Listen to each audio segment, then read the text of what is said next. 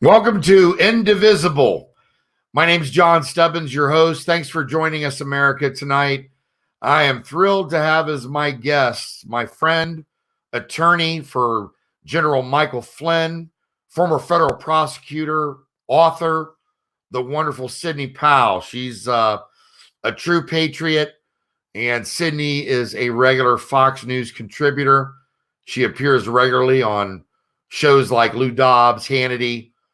Sidney wrote the bestseller License to Lie, which we are still, full disclosure, I'm actually working on adapting for television for Sidney.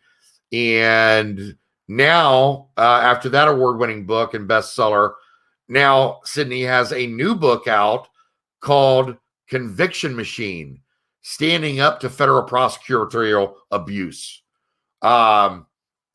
I want to get to the adaptation, hopefully on this book as well, if Sidney likes what we're doing with License to Lie. Welcome to the show, Sidney. Thanks so much, John. I really appreciate your having me. How you doing? I'm fine, thank you. Well, we're thankful that you're able to come on. As you can see, we've got a photo of Sidney. We were having some technical issues in getting video up, so sadly we don't get to see Sidney's beautiful face live, but we do have a photo. So as I mentioned, Sidney is currently representing General Michael Flynn in the whole Russia hoax nonsense that's been perpetuated by the criminal Obama administration, the deep state, FISA abuse. I heard last week, Sidney, that President Trump was really considering a pardon, and I know that General Flynn deserves, and you both want, and I want, exoneration in total for the general. Where do things currently stand with his case, Sidney? Well, we have filed motions to withdraw his guilty plea for a number of reasons, not the least of which his counsel at Covington and Burling had a non-consentable conflict of interest, pursuant to which they should have withdrawn from representing him in August of 2016 because they prepared the FARA filing, the Foreign Agent Registration Act filing, that then came within the crosshairs of special counsel. And it was such an egregious conflict, even if they had fully and correctly and properly informed him of it, it wasn't something he could consent to, and they should have simply withdrawn. And then also we have ineffective assistance of counsel issues. He didn't receive, either from the government or from Covington, all the information he should have before he entered a plea of guilty.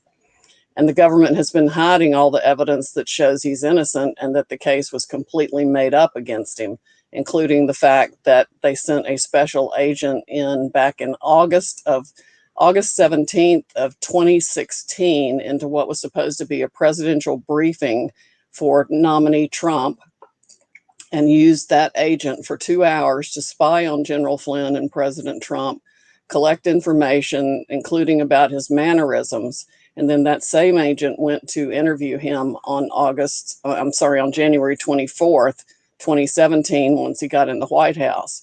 And the timeline is this.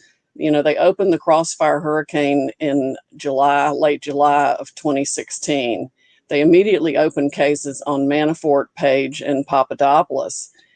On August 10, I think, is when they opened those. Then on August 10, also, Flynn's name magically appears in the Steele dossier for the first time, which we know is a load of hooey. Sure.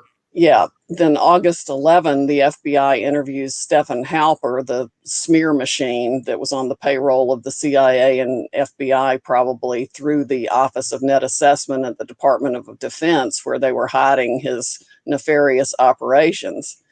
Then on August 15, Strzok and Page meet with McCabe and talk about the insurance policy and text about that. August 16, they open on Flynn. And August 17, they send the special agent in to the briefing.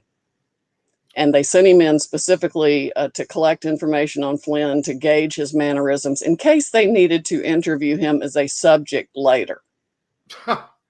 So that was the onset of the insurance policy, was taking out Michael Flynn if he became national security advisor to the president.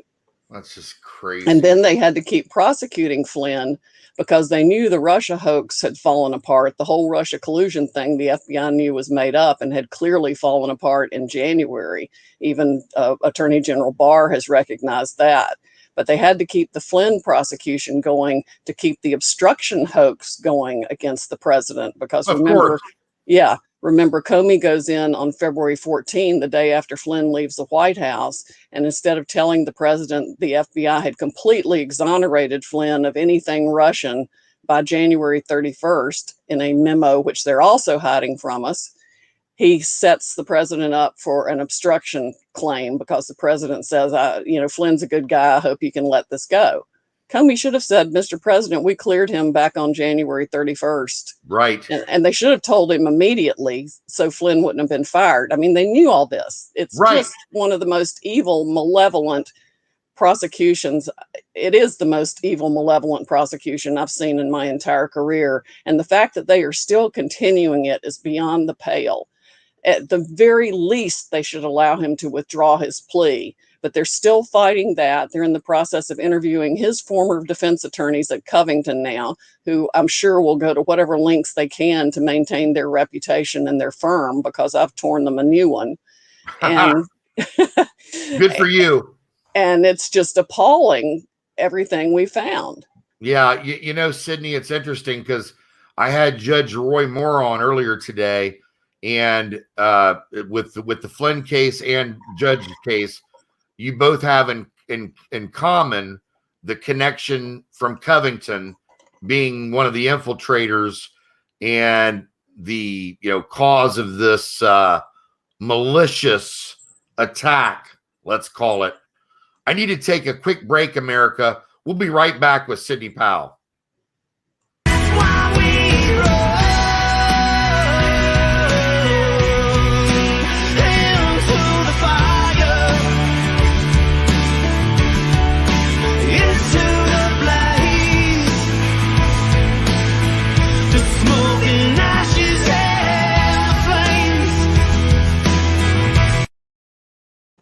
We're back with Sidney Powell. Honored to have Sidney on.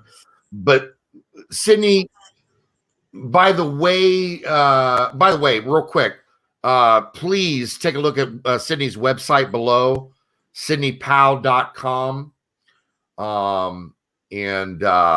Please, Sidney, real quick, I'd love to hear about your new book, Conviction Machine. Well, Harvey Silverglate, who wrote 3 Felonies a Day, invited me to co-author it with him. He'd already started it and then came up with the idea that we could combine forces and produce an even better piece of work, hopefully. So we've done that, I think. We address several of the major issues that are needed in criminal justice reform and suggest solutions. And we do it by telling people anecdotes, if you will, horror stories of some of the more egregious violations, including the fact that General Flynn is being prosecuted on what's called a Section 1001 false statement allegation, when the FBI agents who interviewed him not only didn't even warn him of his rights, they did not record the conversation.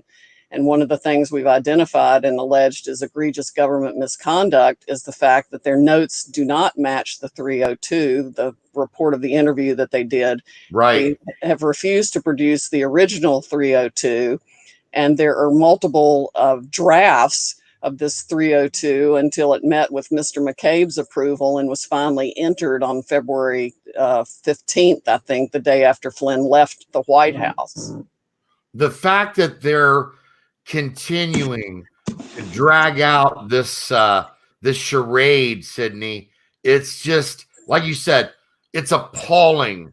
It makes you sick as an American, knowing that they're doing that. And between the Steele dossier and, look, we need FISA reform, draining the swamp so badly. We've got to have it. Here's a question. and I know you've been asked this on Lou Dobbs and Hannity and everywhere else. The question, a couple questions. Will there be consequences for these criminals when this string is played down the line and everything comes out? I don't know, John. I was optimistic for a long time, but the longer it takes, the less optimistic I am. And the fact that they're continuing to prosecute General Flynn for this absolutely ridiculous, made up case while they've hidden the evidence that shows he's innocent, while they know that an agent was sent into the presidential daily briefing, which is a huge breach of trust, absolutely unprecedented. Sure. We've moved to dismiss for egregious government misconduct. They filed an opposition to that. The prosecutor on the case, Brandon Van Grack, he's been retaliating against General Flynn since last summer when General Flynn refused to lie and admit he'd done something that Van Grack knew he had not done and had even edited the language out of the statement of offense about it. It's mind-blowing how bad everything that the Department of Justice could possibly do wrong has been done wrong in this case, and they're still fighting it. And that's what's insane. How long can they drag this out legally? Oh, I mean, it could go on for years because I'm not quitting until he's exonerated. I know you're not. And listen, because you get text messages from me all the time. You know how much we're behind you, and we're behind General Flynn. And you've got our full support on that. Listen, here's a question, because nobody really talks about this. But with there being a two-tier justice system, like the one we're seeing play out, and by the way, that phone call I had just before was Rowan Scarborough from the Washington Times. I'm going to have him and Carter Page on to go further into this. Either later this week or next week. And my question is, how does this two-tier justice system work for just everyday Americans? Oh, they're totally screwed. They're just totally screwed. I mean, if they can do this to someone of the reputation and stature and support that General Flynn has, imagine what they can do to anybody else in the community that they want to destroy for whatever reason, or scapegoat. Scapegoating happens a lot. And also just wrongful convictions. Look at the work of the Innocence Project to see the men who have been crucified for decades for things they didn't do. Right. And most of it's attributable to prosecutorial misconduct. And prosecutors enjoy absolute immunity, so nothing ever happens to them. It's just terrible. We'll be right back, America. We're going to take a break.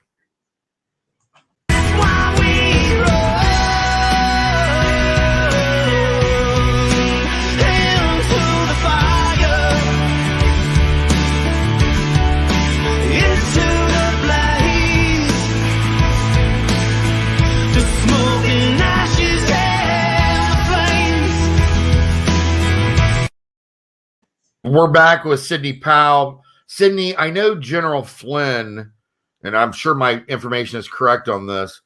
I know that he lost his home. Is that right? Yes, he had to sell his townhouse in Alexandria, Virginia to pay the legal bills. And we are funded by the generosity of the American people through the MikeFlynnDefenseFund.org. And people have been absolutely amazing. The cards, the notes, the texts, the letters, the prayers. And we feel those prayers. I mean, we feel uplifted and empowered by those prayers. Amen. Amen to that. And please give that site one more time, Sidney. It's MikeFlynnDefenseFund.org. Everybody out there listening, watching, please go to that site and help General Flynn. He needs our help, continued prayers, and love. His son was threatened as well. Yes, that's really horrible. That was another major reason why he entered a plea of guilty. There was a secret side deal that they would not prosecute his son, but they had threatened to indict Mike and his son the very next day if he did not plead guilty. Just burns me up. It's inexcusable. It's important. I sit here and get upset about this. it's important, Sidney, that you keep writing your books, plus using the medium of film and television that we're going to work with, obviously with you on, to share these stories with Americans. They have to know what's going on in the swamp, the deep state, the far left radicals, the insanity of the lies and the smearing campaigns. Like I said earlier about Judge Moore with Covington. Why does there just so happen to be a connection that General Flynn went through with Covington? So did Judge Moore. Coincidence? I don't think so. Thanks so much for joining us tonight, Sidney. God bless you. Keep up the great work, and we'll talk with you soon. Thank you, John. We will. We're going to take a quick break. We'll be right back.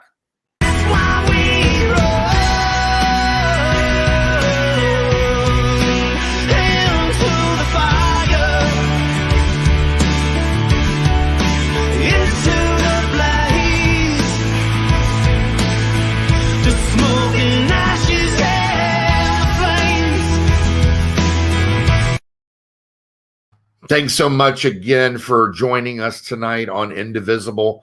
Very special show, needed to be talked about, and I was really proud, thrilled that Sidney was able to join us tonight.